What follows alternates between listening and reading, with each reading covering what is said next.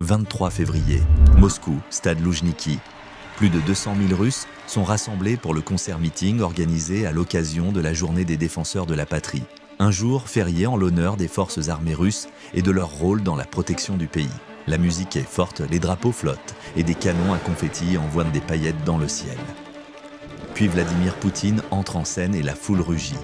Il salue le public, acquiesce vers les premiers rangs et commence son discours. Il y a des gens ici, ils se tiennent à mes côtés, à ma gauche et à ma droite, dont le choix de vie est de défendre ce que nous avons de plus sacré et de plus cher, la famille et la patrie. Aujourd'hui, la mission de ces hommes est de le protéger. Si on détourne le regard de la scène, on ne les voit pas. Mais 4 murs invisibles se mettent en place. Premier mur, la sécurité rapprochée, des hommes en manteau sombre, oreillettes, regard fixe. Deuxième mur, des observateurs discrets cachés dans la foule qui se font passer pour des fans, des photographes ou du personnel. Troisième mur, l'équipe qui sécurise le périmètre, rue fermée, toile scrutée, itinéraire prévalidé. Quatrième mur, le bouclier technologique, signaux radio, drones et portes verrouillées par code. Si un attaquant tentait quelque chose ici, il se heurterait à chaque couche en quelques secondes. Alors comment construit-on une telle bulle autour d'une seule personne? Et si la bulle se fissure, quel est le plan d'extraction pour l'arracher de là et disparaître? Voici un décortiquage couche par couche de la façon dont la sécurité publique de Poutine est conçue pour ne rien laisser au hasard.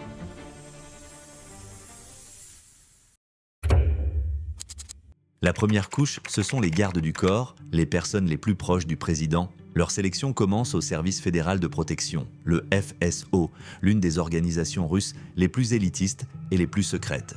La mission de cette organisation est de protéger le président, les hauts responsables et les sites stratégiques. Au sein du FSO, on trouve la petite unité qui vit à portée de bras de Vladimir Poutine, le service de sécurité présidentielle. C'est la bulle qu'on voit à la caméra. Ces hommes ne sont pas choisis au hasard. Le SBP cible des candidats jeunes, grands et soignés. Ils les font passer par une sélection qui fonctionne comme un filtre. Ils doivent avoir moins de 35 ans. Ils doivent mesurer environ 1,80 m ou plus pour voir par-dessus les foules. Leur vue et leur ouïe doivent être parfaites. Pas de tatouage visible, pas de piercing, pas de barbe. Beaucoup viennent directement de l'académie du FSO ou d'autres services militaires et détiennent déjà des classements sportifs en boxe, judo ou lutte.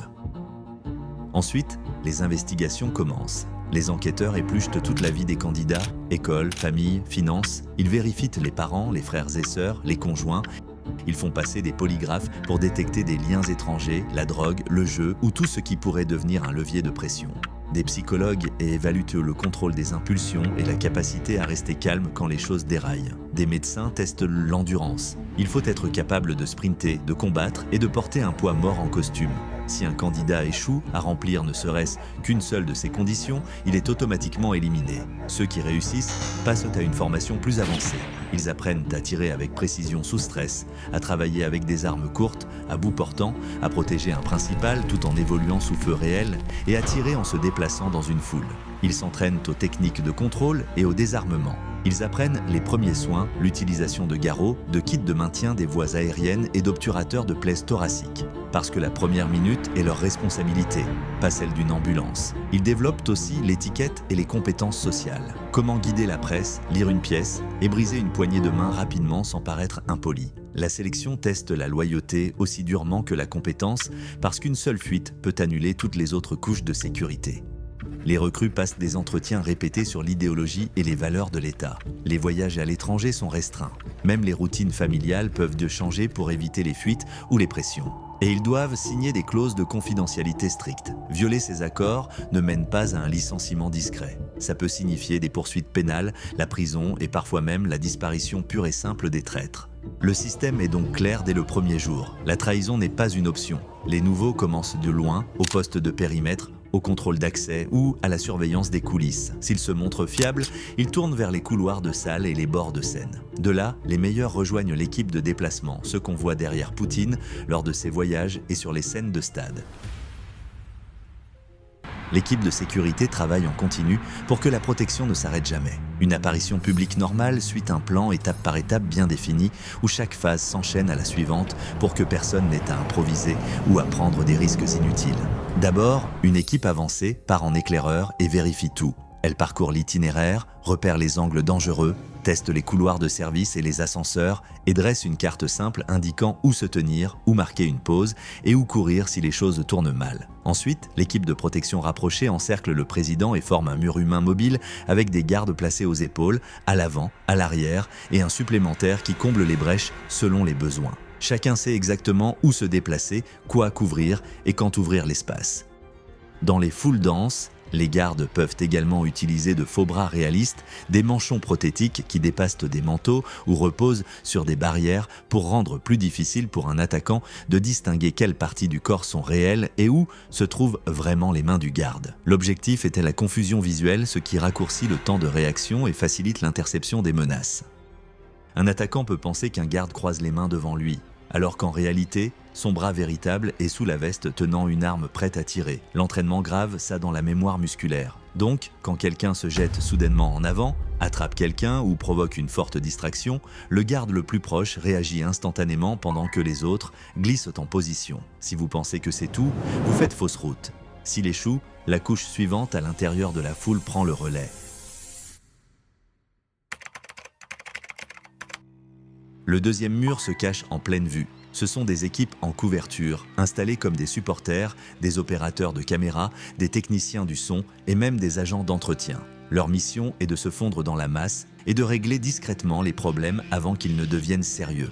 Avant l'événement, des analystes de sécurité effectuent une analyse du réseau social. Ils passent au crible les listes d'invités publics, les poules de presse et repèrent un nom qui sort du lot. Si la personne apparaît sur une liste d'invités via un transfert de billets de dernière minute, se présente accompagné de compagnons de voyage inhabituels et possède un profil en ligne tout neuf qui diffuse des slogans parfaits mais sans aucun historique réel, cette combinaison déclenche une alerte discrète et une équipe en couverture est chargée de la surveiller. Le jour de l'événement, la personne arrive anormalement tôt, portant un badge de presse. Dans la foule, des agents formés se concentrent sur le comportement plutôt que sur l'apparence. Ils remarquent que les yeux de la personne suivent la sécurité plutôt que la scène. Ses épaules restent tendues et ses pieds sont orientés comme si elle était prête à bouger rapidement. Ses mains sont soit cachées, soit posées à plat sur des barrières et ses déplacements suivent les mouvements sur scène plutôt que la musique ou l'énergie de la foule.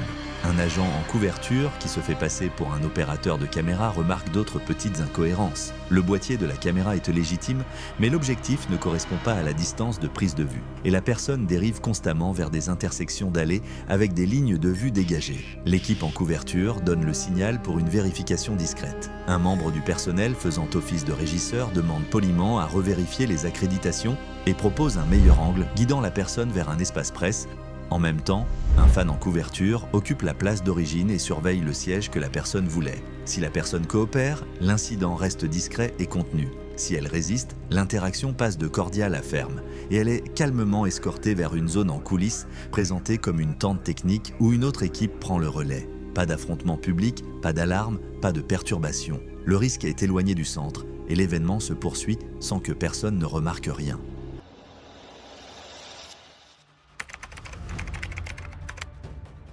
Pendant que les équipes en couverture gèrent discrètement le problème à l'intérieur de la salle, la troisième couche du plan de sécurité est déjà en action autour du bâtiment.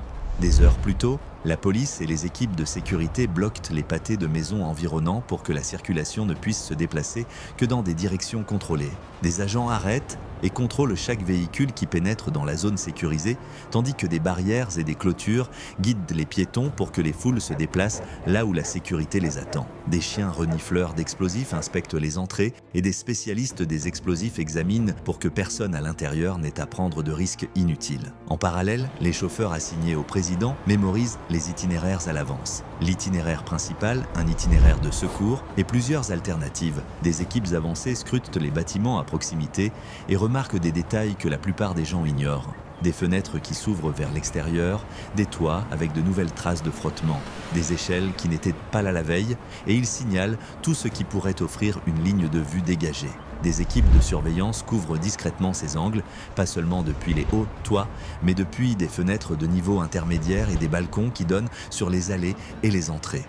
Sur certains toits sélectionnés, des équipes de tireurs d'élite prennent position avant l'arrivée de Poutine et restent en place bien après son départ. Chacun se voit assigner un secteur fixe à surveiller. Il se concentre sur les mains, les fenêtres, les toits et les schémas de mouvement qui ne correspondent pas à la foule. Leur mission n'est pas d'intervenir en premier, mais de détecter, de confirmer et de dissuader les menaces avant qu'elles n'atteignent les couches intérieures. Pour éviter que des schémas ne se forment, plusieurs cortèges attendent dans différents garages, l'un partant tôt, un autre plus tard et d'autres restant sur place, pour que personne qui observe ne puisse être sûr de quel mouvement compte vraiment. Les véhicules d'escorte gèrent soigneusement les communications pour que des signaux hostiles ne puissent pas interférer pendant les moments clés. Pendant que les radios normaux continuent de fonctionner, les caméras et les patrouilles surveillent le périmètre extérieur. Au moment où la personne à l'intérieur du site est guidée vers la sortie, les rues, les bâtiments et les itinéraires autour d'elle sont déjà configurés pour la faire sortir en toute sécurité, faisant paraître tout le pâté de maison normal aux yeux du public, tout en agissant discrètement comme un mur protecteur. Pendant que tout cela se déroule, une quatrième couche travaille discrètement en arrière-plan, largement invisible et silencieuse. À proximité, une petite équipe technique surveille le spectre radio depuis un van ou une pièce proche de la scène, cherchant des signaux étranges comme des drones non autorisés, de fausses antennes relais ou des échanges de talkie-walkie inhabituels. Quand quelque chose présente un pic, ils localisent la source et soit le bloquent dans une zone très restreinte, soit envoient une équipe vérifier en veillant à ne pas perturber les radios de sécurité, les oreillettes ou les équipements médicaux.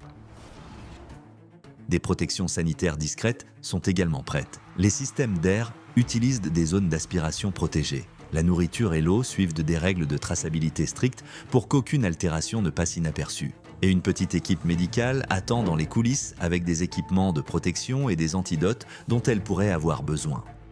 Tout cela soutient la question finale que la sécurité planifie toujours. Que faire si quelque chose tourne quand même mal? Si une couche échoue, la suivante gagne du temps. Un mot de code court met tout en branle. Les gardes resserrent leur formation autour de la personne protégée. Un bouclier s'ouvre, une portière de véhicule est déjà en attente et le chauffeur connaît déjà l'itinéraire à prendre. De retour à Loujniki, l'événement semble toujours fluide et normal. Lumière, musique et applaudissements. Mais dans les coulisses, le système fait son vrai travail. Empiler les couches pour qu'aucun échec individuel ne soit fatal et faire disparaître le danger discrètement pendant que les caméras continuent de tourner.